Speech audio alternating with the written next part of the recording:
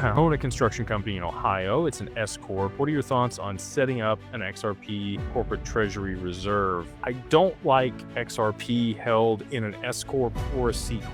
And the reason for that is if you do get sued, especially if it is a construction company, I don't know if you have your assets held in that construction company, you've separated out the service-based business that you do.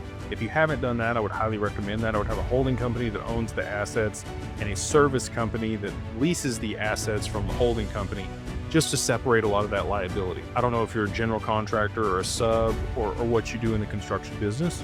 So I'm just giving you some general information here. But would highly recommend you separate the assets of the corporation away from whatever service is being provided, just in case there is a lawsuit. So that if somebody does sue you and take the stock in your S-Corp, they can choose to liquidate those assets after they've taken control of the company. Not fun.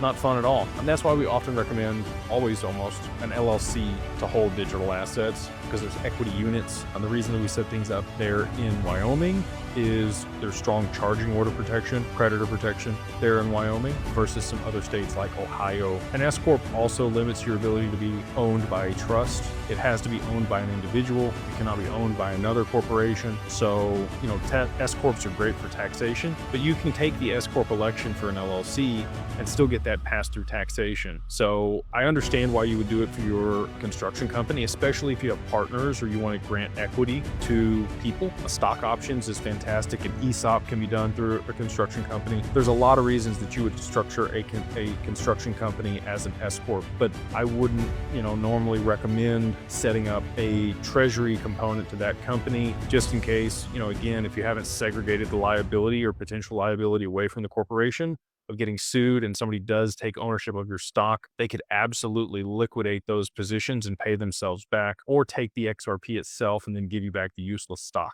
on the other side of that. So again, I would silo that out.